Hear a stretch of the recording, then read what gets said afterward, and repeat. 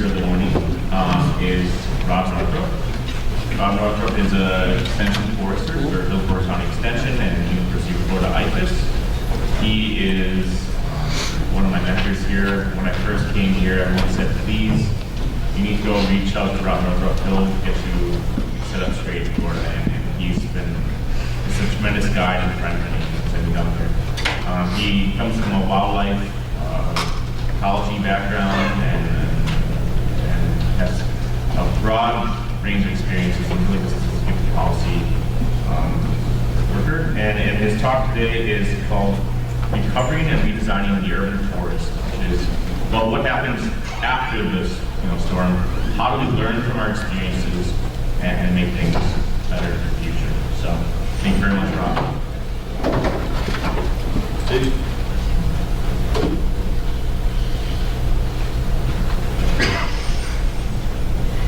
All right, well, we did that a little bit,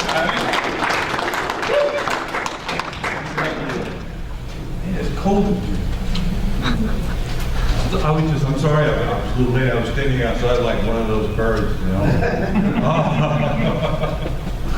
Hang on just 1 second. Can we get this? Get it away.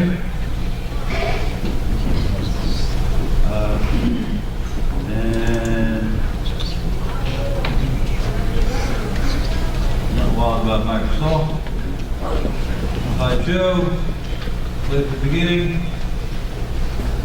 Again. Start from the beginning. Thank you. Is it up there? Okay. Oh, that's it's got to be weird kind of thing. So I'm going to give you a different perspective. Okay. I'm not going to give you a lot of science or technology because, quite frankly, I think we have plenty. We just don't use it. And we don't put it into the context in which it makes any sense. I used to be a performing musician. That's what I did for 10 years. One of the most difficult parts about being a good performing musician when you're playing 5 nights a week, you have a set portfolio of music, right? There's a limit to how much you can actually carry around in your head and perform every night. And when you perform 5 out of 7 nights a week, you have this problem that it can get to be kind of rote, right? And you lose the passion for it, and you lose the creativity involved in it. And then, of course, you are not being much of a performer then because people are not feeling it and you're not there with them. You become kind of a parody of yourself, all right? You become kind of a parody. It's a very difficult thing, okay? I would suggest to you that that's not just true of musicians, that's true of all professions. If we do the same thing over and over and over again, no matter how brilliant or how insightful it was at some point, if we do the same thing over and over again, we simply become a parody of the profession that we are involved in. Because we stop thinking and we just do what we always did.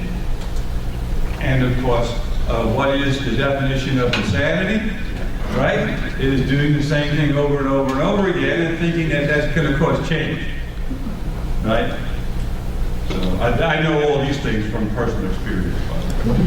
All these things. So I want to take a look at this idea of natural disaster, which is kind of like an oxymoron to me.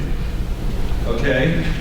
Because there are no natural disasters, that is, non-human disasters. A disaster itself is a very social concept. I mean, we say it's a disaster because it interrupts the status quo, it interrupts our sense of stability, it interrupts our ability, we believe, to predict with certainty. Okay? But that, of course, assumes if you want to predict with certainty that you understand the universe and how it all functions. Right? But you and I are actually professionals in a field in which we absolutely agree that there is no understanding in the long run of what it is we're working with, okay? That is, when we deal with the people who are involved with the management of metropolitan areas, of cities, of governments, of institutions, of businesses, it is our job and our responsibility, our ethical responsibility, to say that these are biological systems, ecological systems that we work with, whether we work with the individual tree, or we work with a park, or we work with an entire forest, and we have to say, it's our responsibility to say, you don't understand all this. We don't understand it all. That's why we have to be careful. That's why we have to be conservationists, right? That's why we have to be conservationists. So that's our job to do that. So, if we're looking at, let's call it a crisis instead of a disaster, right?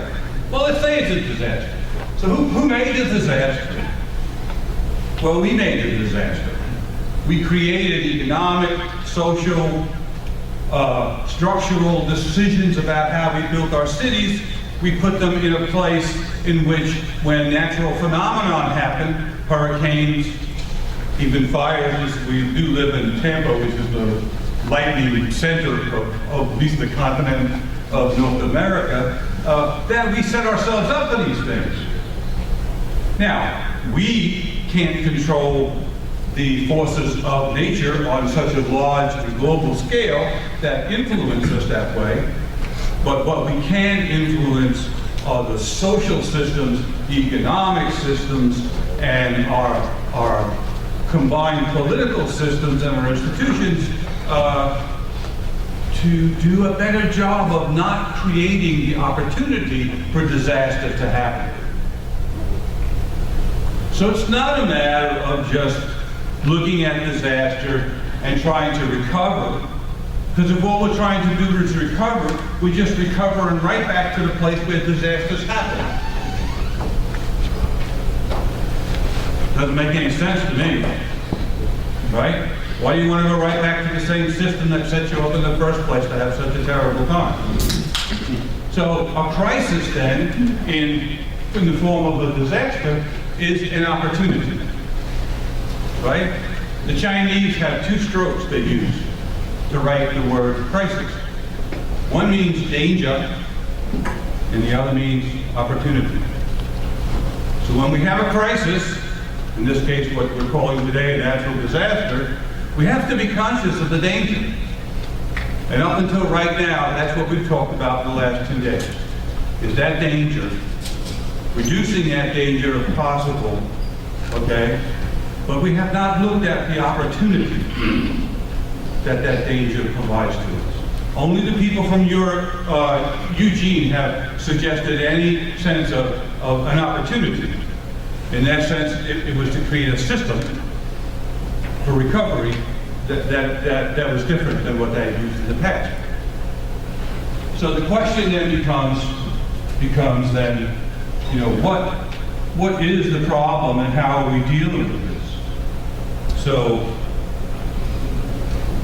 I want to suggest a couple things to you. There we go. And of course, here is our a lot of what we have to do here on our state. And by the way, we've been talking a lot about wind events in conjunction with water and ice. I was glad to see that Rich mentioned fire.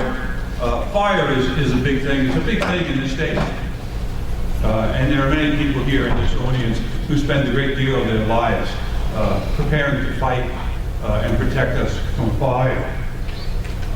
But it has not always been successful, right?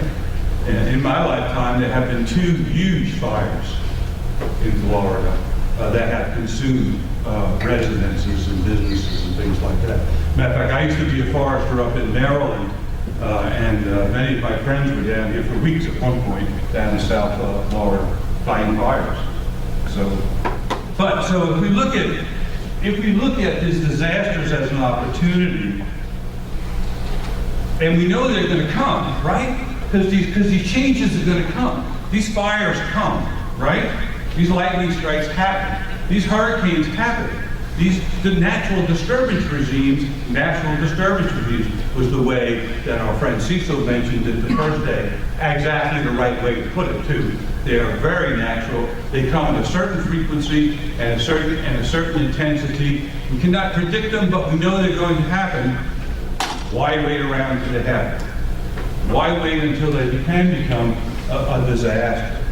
Okay, so, and if we look at our political systems, our governments, okay, our governments reflect the culture that we live in, and they tend to be very reactive. They react. We always say, "Oh, we're going to be proactive," right? But you know that doesn't happen. We like to say that. That's a cool thing to say, right? Now we're going to be proactive.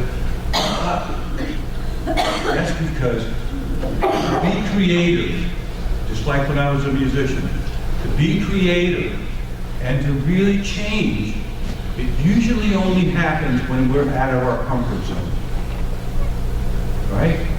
It doesn't happen when, everything's cool and I'm going to hop on my truck and drive home and see my beautiful wife and have a glass of wine. And, I'm not trying to be creative, right? But when are we out of our comfort zone? For us, as urban forest conservationists, when we have a disaster. Okay.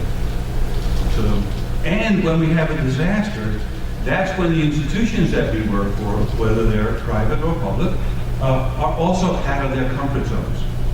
Okay? And that's when people that we work for in general, the values of our society, everybody's kind of out of their comfort zone. You have a brief window of opportunity right there to create the type of change in the urban landscape that can help to avert future disasters and can lead to the eventual outcomes that we're really interested in. Because what we're interested in and what we need to do is to ensure that the urban forest is in the city. Nature is in the city. All of it. Not just the trees, the shrubs, the various grasses, but all the biota is there. Because we've learned that that's important. In the late 19th century, we had a cholera epidemic in London. Okay? Lots of people died. It was terrible. It was then that the engineering professions began to direct the organization of the concept and the implementation and the building of what we call sanitary cities. Right?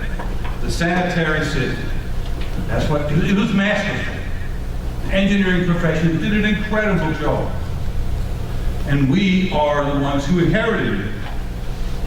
But now, what we have found, and the engineering profession agree, is that the cities are not healthy simply because they are sanitary.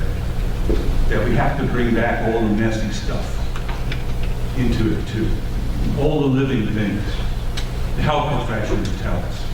We know, I don't need to tell you all about this stuff, right? Air pollution, carbon sequestration, right? Stormwater management. The engineering profession suggested too.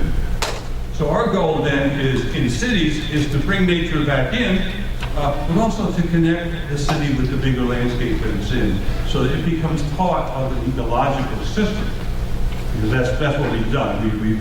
We've created these places that are separate from the rest of the world that we live in. So how do we do this? How do we do this? We have to do it ahead of time. So when these opportunities come, we're ready to go. Because you're only going to get a little window to go through, and then we're all going to go back to being complacent again, right? It's just like in Florida, what year was it? 2006, 2005, when we had all the hurricanes? Oh man, it's just, everything blew up. It was big time, you know what I mean? We had millions of dollars from the federal government. We were printing brochures. We were telling people what to do. Amir Durier was publishing all her reports about what was the most wind-resistant trees. Ed Gilman was telling us how to prune trees and take care of trees so they wouldn't blow over. 2 years later, it's like nothing. We went around the state, still planting the damn live oak trees right in the gutter. not enough room for the roots. They're all going to blow over next time they get a big old storm here, right? All that kind of stuff. They just kept on going because for a little while, we had a window, and then it was gone. You and I have the responsibility to ensure that when that window opens, that we bring in the best information, the best ideas for transforming the way our institutions function to promote a sustainable urban forest. And when I mean an urban forest, I mean, by the way, Florida to me is all an urban forest, right? If you look at the metropolitan statistical areas put out by the Department of Management and Budget, you will see that the vast amount of the United States is truly, if not literally urban in terms of the density of the population. The resources of the country are being directed by the economic and social institutions inherently located in cities. We are an urban society. So even Ocala National Forest is an urban forest. Okay? So how do we do this? And what doesn't get done right now is that you and I have to begin to think critically. We have to say up front today, what is the problem? What are the problems? Okay? Not just the problems of, and not that they're insignificant, but not just the problems that we talked about today. Those are the technical problems that you and I as arborists or foresters might deal with, right? At the time of the crisis. But how do we correct those problems? And how do we ensure that when we correct those problems, we also bring the promise of what the urban forest is supposed to deliver? Because that's our job. That's our job. Folks, I told you when we got together, and you can ask Andrew, I tell it every time I go anywhere. There are not many of us. There are not many of us. And if we don't tell the story, if we don't help people make the change, it's not going to happen. So when we look at a city, right, a dense population. Well, I'm not talking about a city now. I'm not talking about the bigger metropolitan area. So if I look at Tampa, I spent a lot of time with Tampa. Lord knows, a lot of time with Tampa. You know, the way you make real change inside of Tampa is you address the culture of the bureaucracy, right? And you understand the social values that drive the political system, okay? And you create opportunities for partnerships and growth over time. And you have our conversation. And you don't have their conversation, because that's not what your job is. Your job is to have our conversation. And our conversation is the conservation of life. And if you don't say it, nobody will. And they want you to say it. That's why they're giving you money. Right? My boss used to say when I worked in Maryland, you know, they get all pissed off and everything, and then he come over and put his arm around me and says, just keep saying it, man. Just keep saying it, because that's why I'm paying you to say it. You know, but the engineers didn't want to hear it, right? So we need to better understand how to do critical thinking is what they like to call it. Okay, so this thing doesn't like me.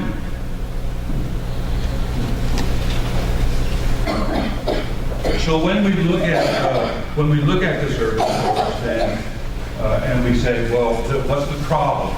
You know, and so let's take tree roots, right? And we can all relate to that, right?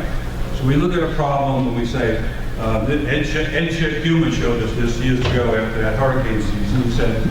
He showed how, you know, giving it enough rooting space, you know, it would tip over and you know, would get wet, the soil would get wet, and the roots didn't have enough ability to hold in there. So is that the problem? Probably not. The problem is The people who designed the urban centers didn't leave enough space for the roots. Is that a problem? Maybe. The question you have to ask, well, why didn't they leave enough space? Right? And you have to ask. I learned this little trick is that if when you look at a problem sometime in terms of any type of thing, if you ask why 5 times, you tend to distill down to identifying what the real problem is. Okay? And I would suggest to you that you do that when you go back and you think about disasters, and you think about the urban forest, and you think about the purpose of urban forestry, and what it is your ultimate goals are, is to always ask 5 times, why, until you finally get down to what the problem is most clearly understood as. It may not be something that you're terribly comfortable dealing with, okay? You may be more comfortable dealing with roots of trees. But the problem might be the inherent culture of the bureaucracy. All right? That's when my friends look at me and they go, yeah, let Rob do that. But that's okay. But at least understand what the real problem is. And to try to get involved to the point issue.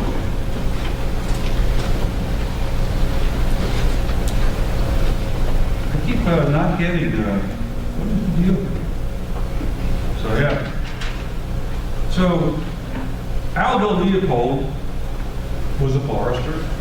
Most of you have heard his name, right? Wildlife biologist, was a forester. He was actually probably the first wildlife management ex in the United States.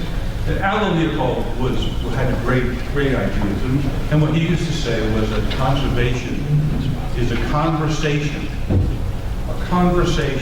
between people and the land. Conversation between people and the land. It's not a discrete project. There is no beginning and no end. Okay? It's an ongoing dialogue. And you, my friends, are the ones that are responsible for ensuring that that dialogue goes on. Okay? I'm going to stop here because I'm in between you and lunch.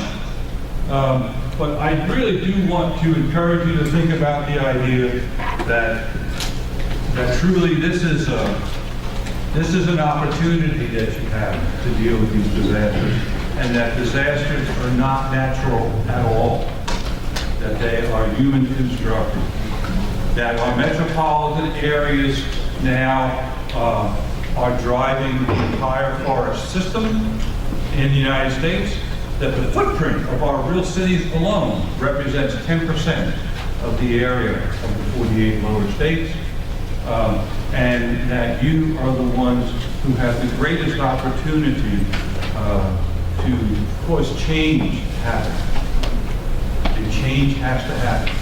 Because we can't go back to what we've been doing, because what we're doing in Florida, which is a good example, is simply encouraging what happened before. And before was bulldozers pushing the forest down, instead of finding creative ways in which to incorporate human society into the greater landscape and maintaining the health and welfare of the people that we care about and the land that is necessary to ensure that they remain healthy and in good condition. Thanks a lot, folks. I'll catch you.